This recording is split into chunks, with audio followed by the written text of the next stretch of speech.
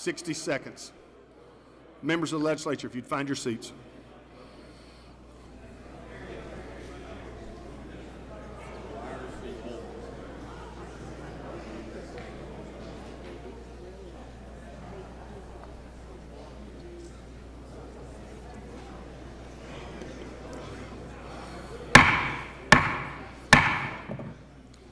Please be in order. I now call this joint session of the Mississippi House of Representatives and the Senate to order. I recognize the Lieutenant Governor, the Honorable Delbert Hosemann. He will now preside over this joint session. Governor. Thank you, Mr. Speaker. First, I'd like to welcome the reason that both Jason and I are here, my wife Lynn and the Speaker's wife Jolynn. Please make them welcome.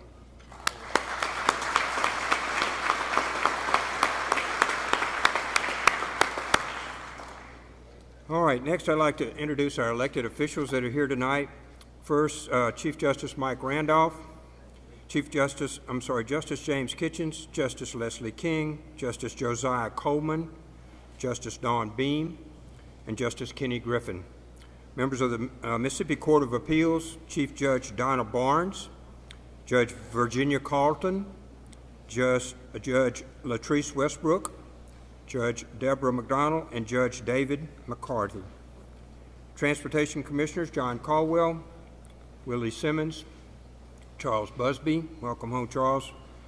Elected state officials Lynn Fitch, Attorney General Michael Watson, the Secretary of State, State Auditor Shad White, Treasurer David McRae, Commissioner of Agriculture Andy Gibson. Raise your hand, Andy. Insurance Commissioner Mike Cheney. Thank you all. Pursuant to Section 122 of the Mississippi Constitution, the governor shall, from time to time, give the legislature information of the state of our government and recommend for consideration such measures as he may deem necessary and expedient.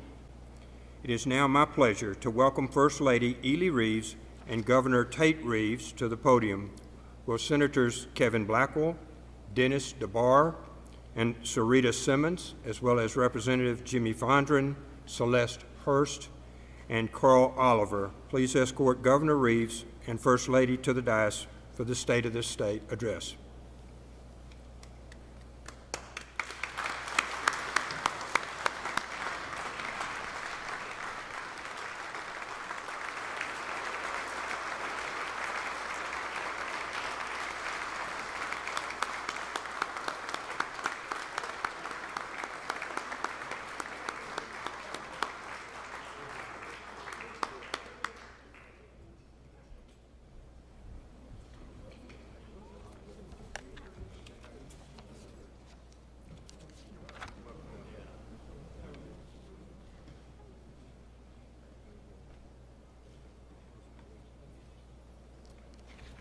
Now it's my distinct pleasure to introduce Governor Tate Reeves, who is now recognized to give the 2024 State of the State address. Governor Reeves.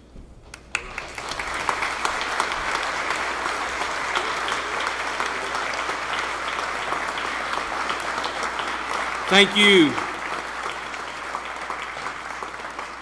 Thank you, Lieutenant Governor Hosemann, and thank you, Speaker White. To the members of the legislature and other elected officials, thank you. Thank you for what you do every single day to make Mississippi an even better place to live, to work, and to raise a family. Together, over the last 4 years, we've accomplished mission after mission for our state. And I have no doubt that by continuing to work together, Mississippi's best days are in front of us. I would also like to take just a moment to thank the person who has been at the center of my life for over 23 years, my wonderful wife and our state's amazing First Lady, Ely.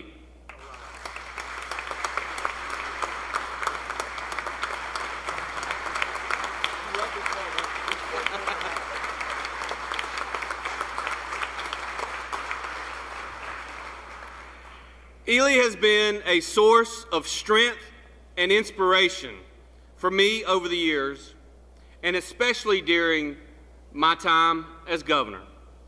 She is a terrific mom, an excellent First Lady, and a tremendous ambassador for our state. I'm lucky to have her in my life every single day, and I thank God that she is. Before I go any further, it is with a heavy heart that I recognize the honorable service and tremendous sacrifice of Chief Warrant Officer Zimick and Chief Warrant Officer Abbott. Please join me in a moment of silence and prayer for their many friends and family.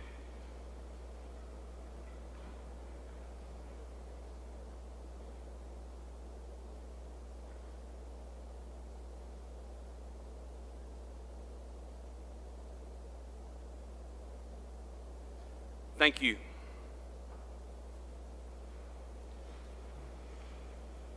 This tragic accident is yet another reminder that the freedoms we hold dear are not free. And it is also a reminder that we should never miss an opportunity to say thank you to all of our brave men and women in uniform that champion freedom both domestically and abroad. Now, I will warn you, this is going to be a boring speech. It's got no hot buttons, virtually no conflict, no drama. What I'm about to do tonight is to go over a game plan.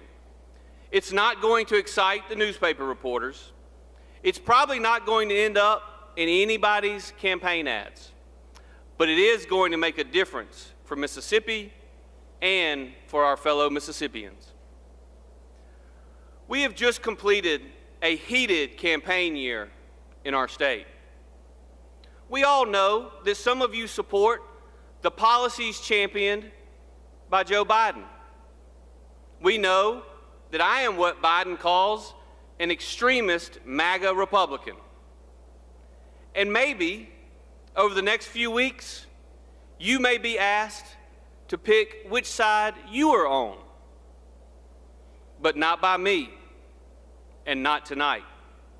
I am not going to focus on our differences. After 2023, we all know what they are. I am here tonight instead to challenge you as a legislature to waste no time on the things that divide us, and instead spend your energy this year on the things that unite us. Our state has many challenges. We also have many opportunities. In fact, we have more opportunities than we have ever had before. The task in front of us is whether we can roll up our sleeves and meet these challenges before these opportunities pass us by. You are limited by our Constitution to 125 legislative calendar days. Time is of the essence. Let's not waste any of those days. I'm going to present you tonight with a list of tasks that we must do together to put Mississippi in position to attract even more great careers. All across our state, there are children in elementary school and middle school and high school whose future rides on our ability to get this done. We have attracted more private investment in the first month of this term than we had in the 120 months before I became governor. Let me say that again. We have attracted more investment in the first month of this term than we had in the 120 months before I became governor. And believe me when I tell you that all this movement toward Mississippi has gotten noticed. The people who decide where to locate and where to expand companies in America see the activity and they are checking us out. Success creates more success, and momentum breeds even more momentum. We have an opportunity to make just a few strategic decisions that can yield major results. And not just improvements far into the future, but right now, in the present. Now, most everybody in this room knows me well. Most of us have known each other for a long time. And I will admit, some of you may not think that I'm all that smart, but I can tell you this, I'm a lot smarter today than I was just 4 years ago. And what I'm smarter about is what it takes to attract new jobs to our state. Recruiting new industry has been my #1 priority, and it takes up the bulk of my time. It's given me a new, more detailed perspective on what we as a state have to offer and what we need to do. For the last year, I traveled all over Mississippi to say this: Mississippi has momentum. In my inaugural address, I articulated our mission: Mississippi forever. Committing ourselves to the work so that, together, we can make Mississippi a vibrant, prosperous home for all of her sons and daughters, forever.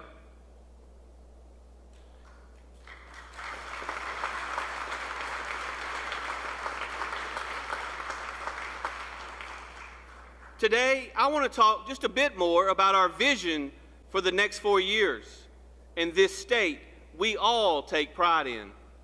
I want to articulate my ambition for where we can go, which rests on the fundamental nature of who we are.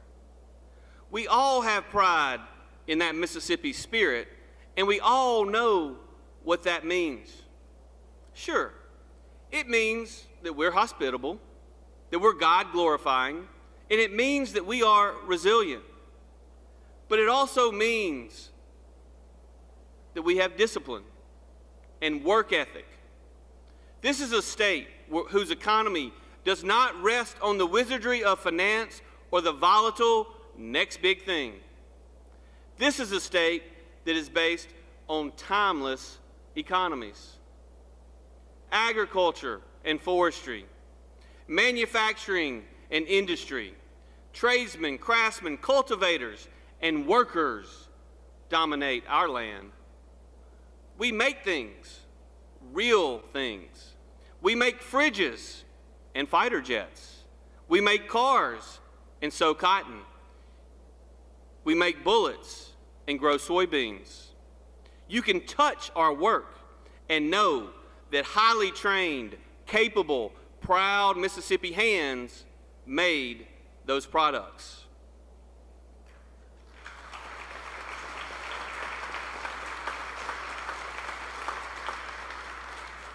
Now, as long as I have been alive, our country and the Western world have been steadily drifting away from this work. We've been happy to outsource that labor to others in far-off places. And what has it brought us? What has the bizarre combination of globalization and inflation given us that is better than the work of the hands? We have a crisis of purpose and abundant despair in America. Anxiety, isolation, and addiction are on the rise. Everyone recognizes that our culture of outsourcing and apathy and idleness is slowly killing us. The West is recognizing what we've lost, and Mississippi is poised to be the big winner in the realignment of our coming time.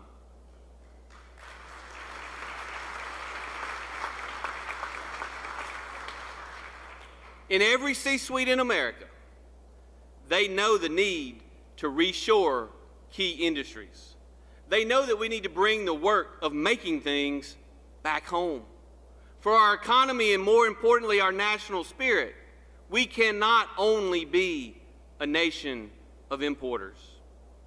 In all that time, Mississippi never stopped making real things.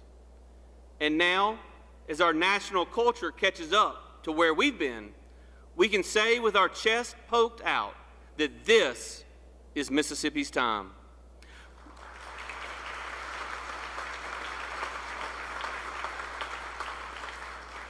We can take advantage of this moment and create unimagined wealth, prosperity, and purpose for our state. We can make Mississippi the new American capital of manufacturing, industry, and agribusiness. Mississippi can be the headwaters of America's supply chain if and only if we are bold. It is not just the advantage of our hardworking people. World-class Mississippi businesses currently move parts and products around the world thanks to our unique logistics advantage. You can reach 90% of the U.S. population with the shortest average drive time and flight times from North Mississippi. Memphis, just to our north, is a global hub for air cargo and transportation served by both FedEx and UPS. We are surrounded by water on all three sides. In these waters are more than a dozen river ports and ports that are accessible to the Gulf of Mexico.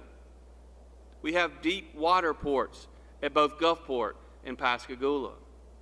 We have unique advantages in aviation and aerospace. The Stennis Space Center is overflowing with opportunities for commercial space business. Our abundant and rural aviation assets offer the promise of experimentation and innovation. Let's take full advantage of the immovable asset that is our location.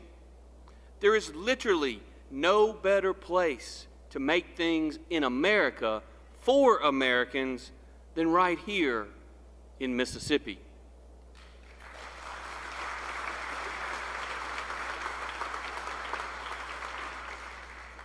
We know that, but to ensure the world cannot deny it, we must continue to invest in our infrastructure to make our logistics second to none. One of Mississippi's greatest economic and logistical assets is our ports. We need to develop a plan of action to address our ports' backlog of maintenance and capacity projects. Investing in our critical ports from Vicksburg, which handles 14 million tons of freight annually, to Gulfport, where the global maritime shipping industry requires increased channel depth, will yield economic dividends all across our state. We will attract more companies, create more jobs, and secure even more private sector investment. We must also continue to invest in our airports to meet the demands of industry. By increasing capacity of our hangars through the Airport Improvement Loan Fund, we can take additional steps to attract global interest in our state. And just like we did by creating an Office of Workforce Development, I am calling on the legislature to establish and fund a state rail authority, whose purpose would be to steward our state's investments in our rail network. This authority would be an all-encompassing one-stop shop for all things railroad and would tailor strategies to better develop rail in regions all across our state. Ports.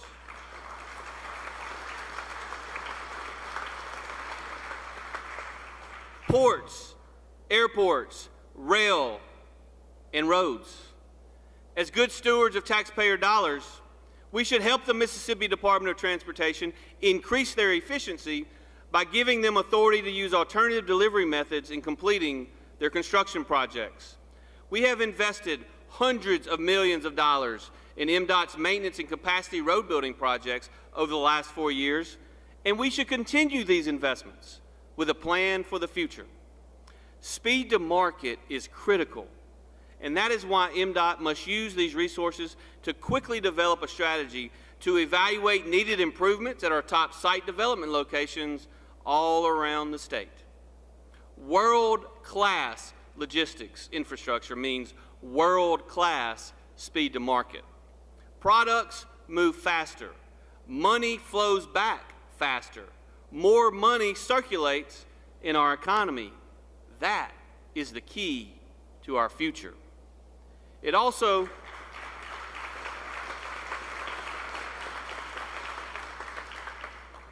means we must have sites that are ready to go for large-scale investment. That is how we are shattering records for economic development. Over the last several years, we have worked with local communities to have 30 sites primed and ready at all times for immediate uplifting investment.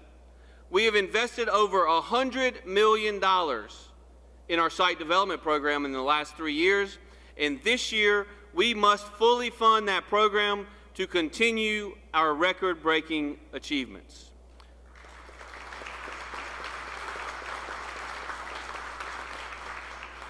We must take full advantage of the Mississippi Miracle and ensure that our workforce grows beyond most improved and into the most undeniable. You know how drastically we have improved our schools, and that the nation's education reformers are all asking how they do what has been done in Mississippi. We've gone from bad to good. Now we must discover how to go from good to great. We must be innovative. We must be open to new and different models. We should fund students, not systems. We should trust our parents, not bureaucrats, and we should embrace education freedom.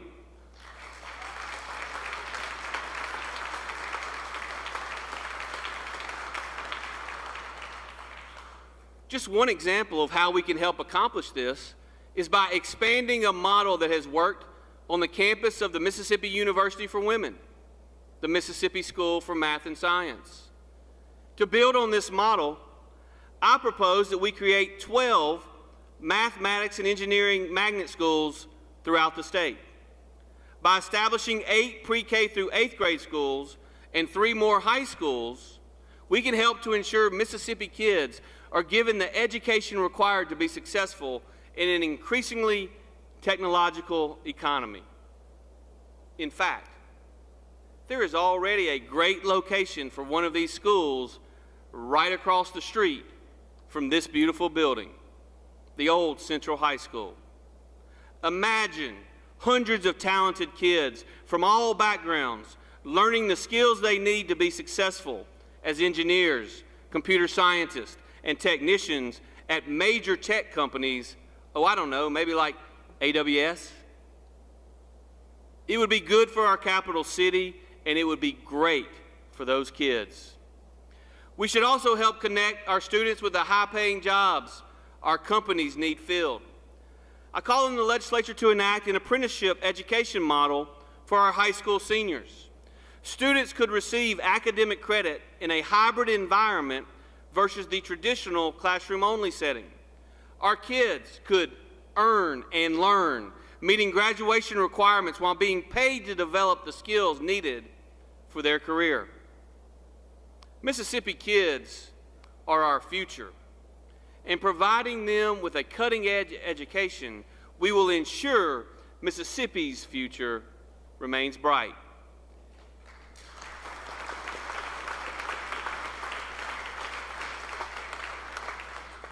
It begins in the elementary, middle, and high school classrooms, and then we reach our potential by unleashing Mississippi innovation and research. We have great minds across many disciplines, but we must double down when it comes to manufacturing and industrial innovation and invention. We are in a competition for recruitment and retention of talent, and Mississippi has to lead the way. Today, I ask the legislature to establish an incentive program to retain and attract top researchers in relevant fields at our universities. We must win the talent war in order to outpace our competition. We also need to renew our focus on commercializing these innovations. Right now, across our state, great minds are gathered together in the halls of our universities, at the U.S. Army's Engineer Research and Development Center in Vicksburg. Most people, I'm sure, would be shocked to know that there are more PhDs per capita in that town than in any other place in America. At the Stennis Space Center, where innovation beyond anything this planet has ever seen is happening each and every day.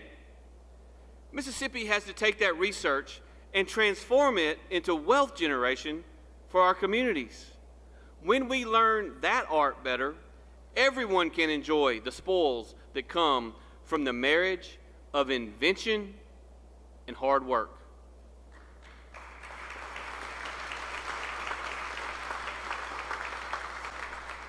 We have more highly credentialed research talent per capita than anywhere in the United States.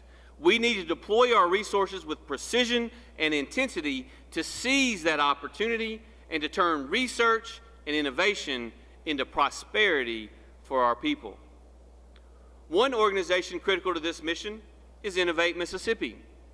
With the support of the Mississippi Development Authority, Innovate is currently administering the deployment of $86 million in federal SSBCI funds.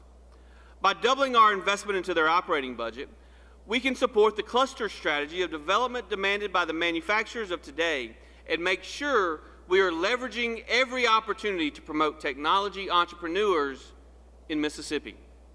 There is no sector that demands the innovation, workforce, logistics, and ambition that Mississippi can provide like energy. Mississippi must become masters of all energy, from pipelines to turbines and everything in between. As automation and growth unlock more human potential than ever before, there has never been a demand for abundant energy like we have today. As the spread of previously unimaginable computing power puts more pressure on our national grid, the demand for domestic sources of energy will be limitless. Large manufacturing and data center investments are getting larger, and they are getting more expensive. The thirst for all of the above energy has never been greater. We must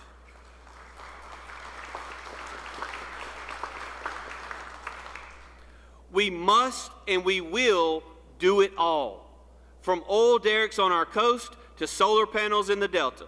I don't care if it's green wind power or black crude oil or anything in between. It's going to be made in Mississippi. All of the above and as much as we can do, as long as it is reliable, it is resilient, and it is affordable. We have so much to offer America's energy economy. Biomass from wood and agricultural fiber. We have companies working to unlock the potential of hydrogen and wind due to our abundant land and unique salt domes. We have permitted over 2 gigawatts of industrial solar production in just the last few years. And of course, old reliable, natural gas still powers most of our energy portfolio, and it is clean, it is affordable, and it is dependable.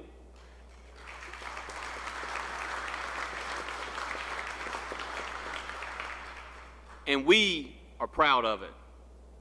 We should also look at attracting the next innovation. We should attract manufacturing for key components and assembly of small modular nuclear reactors and expedite permitting and regulatory approvals for their rapid deployment within Mississippi.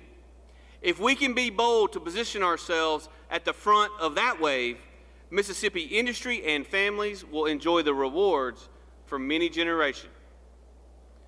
And of course, my ambition is that this spirit of innovation and pride will carry over into our work in state government. We must transform the way our work is done inside the halls of government. We must unlock the potential that new technologies provide for us to do more with less. We need to reduce the bureaucratic measures that make it impossible for innovation to occur. We have so many layers of red tape between the scoping of a project and the implementation that state employees are beleaguered and disillusioned. They have nearly given up on innovation because our system seems designed to discourage it. We must reform the processes for procuring new technologies or risk falling behind. The economy for public sector technology is robust and it is competitive. We should do everything in our power to take full advantage of the reduction in cost and improve services to be better for our customers, the people of Mississippi. Tonight I call for the creation of a task force whose goal is to improve technology within and across state government. By improving technology and ensuring it's implemented in a way that matches actual workflow, we can streamline processes at agencies, we can reduce the time it takes to complete tasks, and we can share information more easily and provide more efficient, effective services for Mississippians.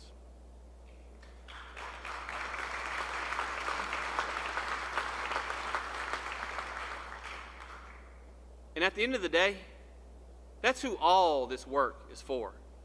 We're all here in this grand building with all this tradition and ceremony, but we cannot and should not be doing this for ourselves.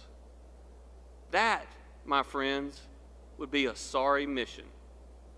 We do all this for the people who selected us for this work. And at the end of the day, they demand really only a few things from us. First, they demand the lowest possible burden on them. That means committing to interfering with their lives as little as possible. We must not convince ourselves that we can solve everyone's problems, because we know that every intervention in our systems causes countless other ripples. We must be prudent and cautious. We must demand lower taxes and regulations. I renew my call to ensure that the tax burden on Mississippians is as low as we can possibly afford. Their money circulating in their towns will do more good than any additional government program ever could.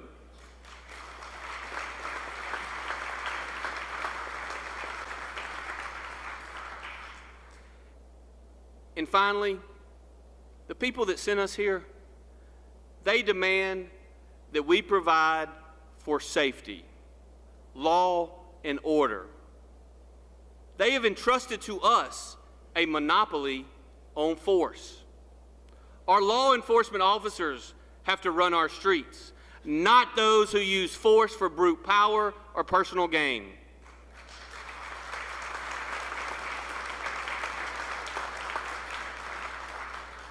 That is why we must invest in our public safety efforts and use our resources strategically.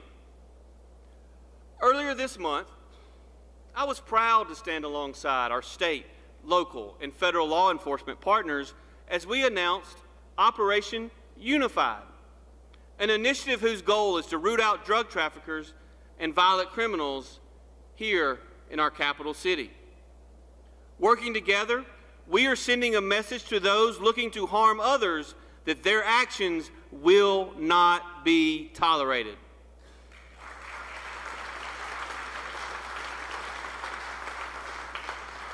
Together, we are showing criminals that Mississippi will never rest until they are brought to justice and behind bars. Our law enforcement officers are already making significant progress. To date, Operation Unified has taken 360 criminals off the streets. We've seized 162 firearms and over 34,000 grams in illegal drugs, including fentanyl, meth, and cocaine.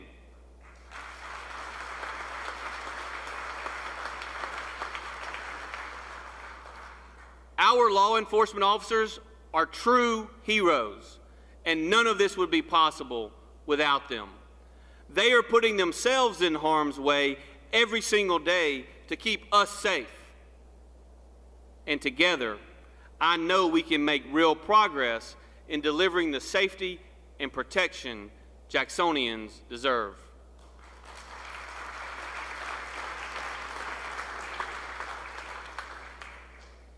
I'm proud of their work, and I know you'll support them throughout this important mission and beyond.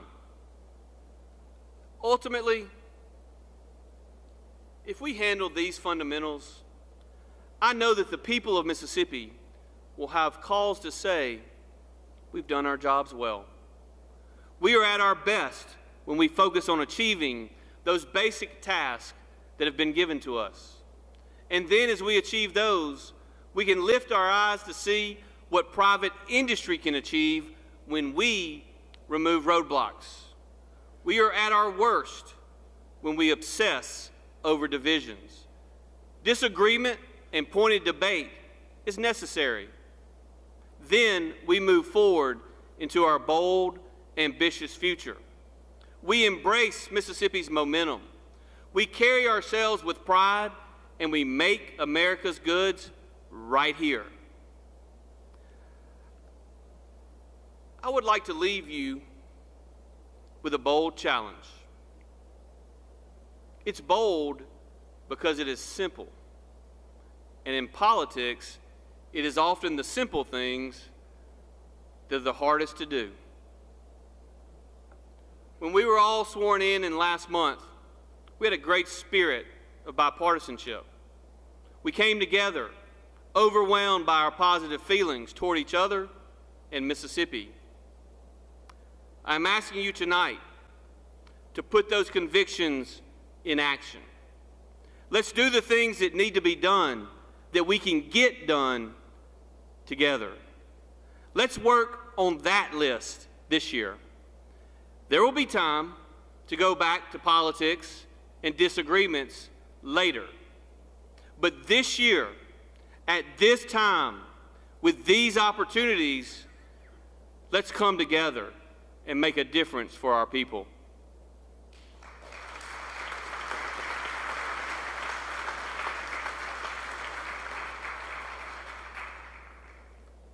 I'm proud to be a Mississippian, and I'm proud to work with each of you. I look forward to what we can accomplish over the next 4 years working together. Thank y'all, and may God bless the great state of Mississippi.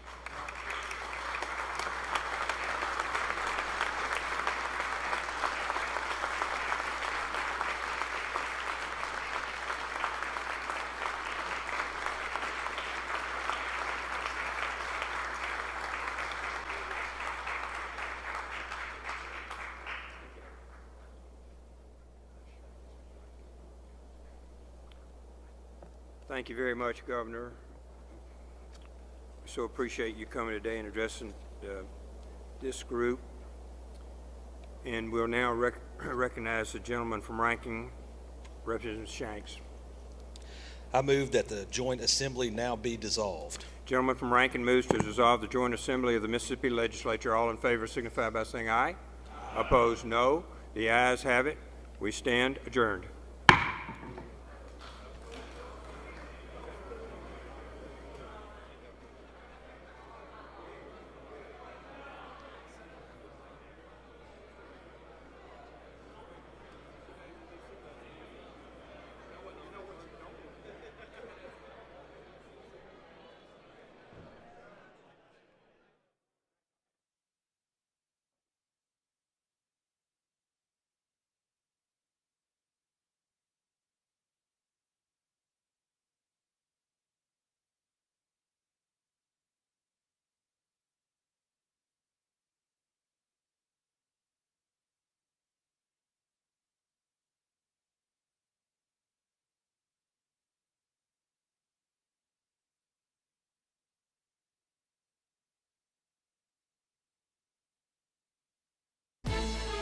And now, the Democratic response.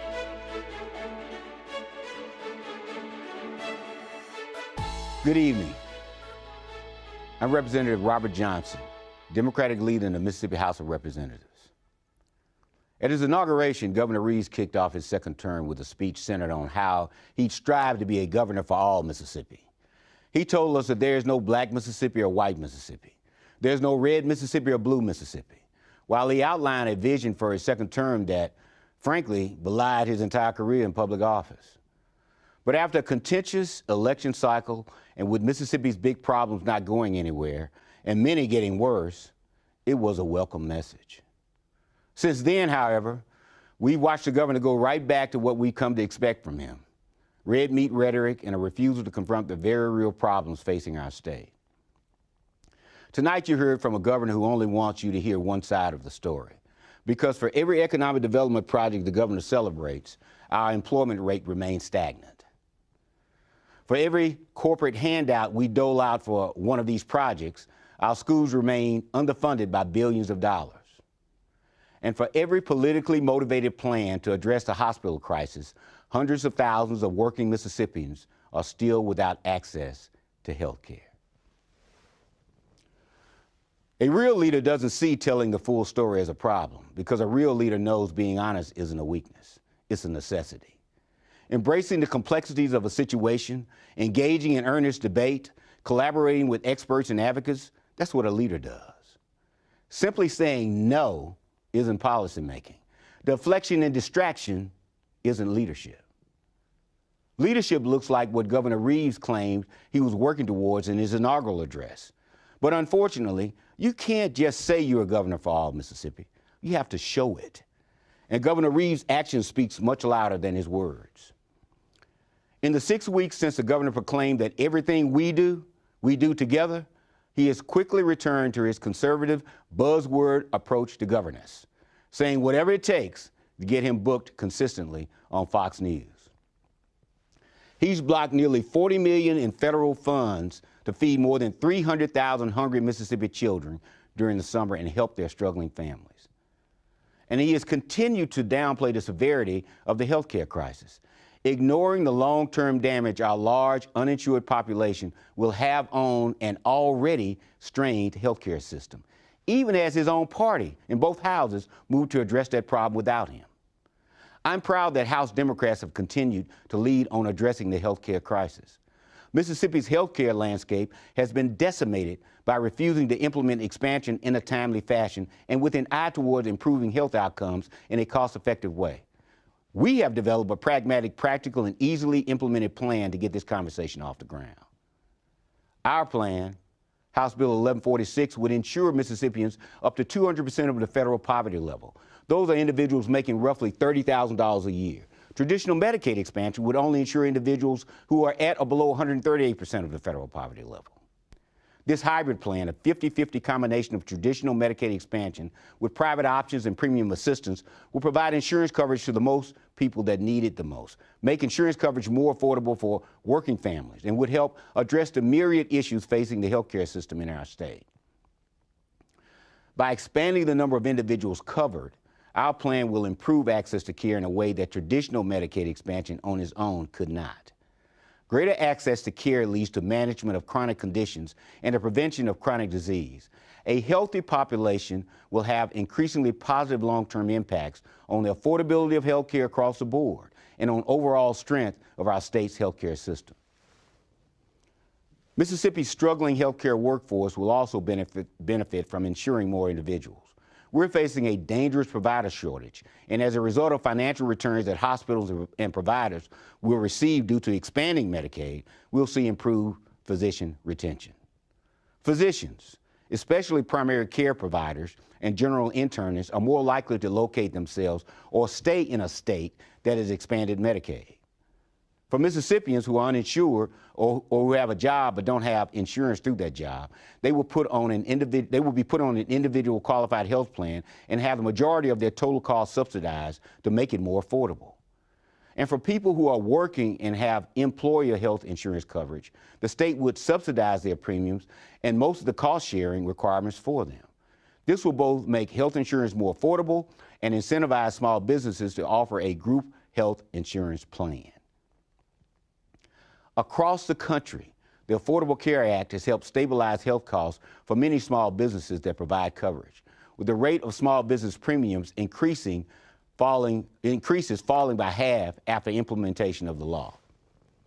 And since 2010, the increase in small business health care premiums has been at their lowest level in years, following regular double-digit increases prior to the law's enactment. Small businesses are the backbone of this state's economy. And without a healthy workforce, our local economies suffer. We literally cannot afford to keep kicking the can down the road. We're glad to see that all of us working toward a solution in the Capitol aren't being held back by a governor who is more interested in dismissing our effort to come up with a solution than to offer up an alternative solution himself. And I mean all of us, Republicans and Democrats. Year after year, House and Senate Democrats have offered up concrete ideas and common sense solutions to move Mississippi forward. We've authored legislation to address increasingly dangerous healthcare crisis, raising the minimum wage, fix our state's crumbling infrastructure, fully fund public education, make voting easier and more convenient, and increase transparency in government. We have consistently led the charge on increasing teacher pay and a raise for state employees, and not just when it was politically beneficial to do so. We've also sounded the alarm on ensuring equity in economic development so that all corners of our state have the opportunity to flourish.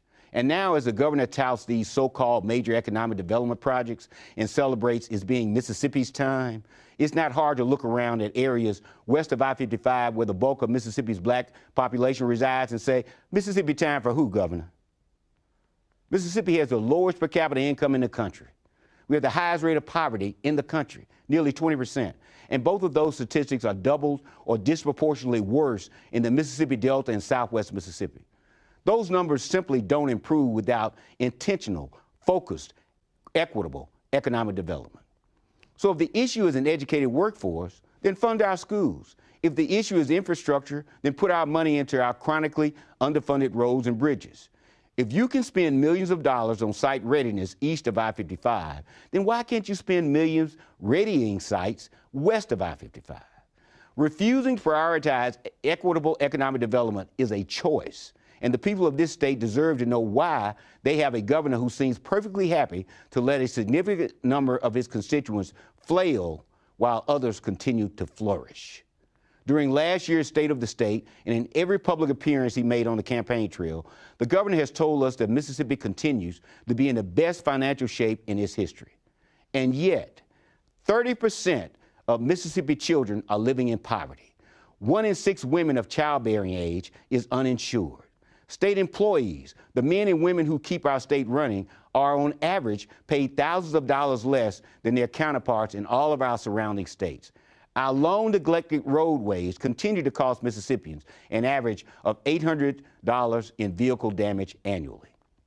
When you're driving to your child's baseball tournament in Vicksburg, or you're on your way to the coast for a long weekend, can you honestly say that what you see as you're looking out the window makes you stop and think, yes, this is a state in the best financial shape it's ever been in?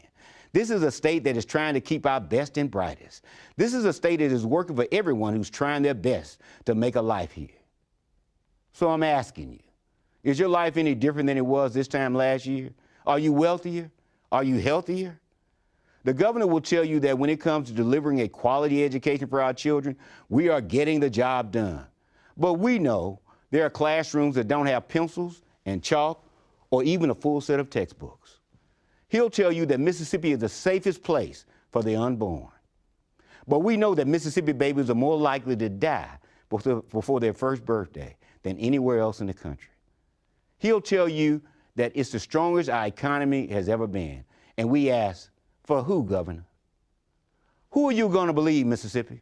The governor or your lying eyes?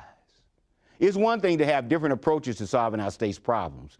It's quite another to refuse to acknowledge your citizens' concerns and ignore many of the Mississippi's issues outright, all while telling us over and over again just how great everything is. Mississippians share more values than they don't. We care about what happens to our neighbors because that's just who we are. We want our families to prosper and for our children to have a better future and more opportunities here in this state than we did. Our state is in desperate need of a leader who sees all of that and governs based on it.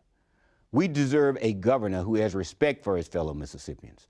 someone who will lead with honesty and empathy and compassion, and who can make the best decisions for everyone, not just a select few. We deserve a leader who will not only hear people, but will listen to them. It's up to us to demand better. Things don't get better in this state if we continue to let the governor or any other elected official get away with lip service. It's not enough to just say, you're governor. You are a governor for all Mississippi. You need to show us what that looks like in practice. We're a better place when we work together and overcome our differences for the good of the people we represent. We need leaders who bring people together, who acknowledge the problems we face and try to understand the causes of those problems alongside the people who are most affected by them. That's what real leadership looks like, and that's what we need from our governor. Thank you.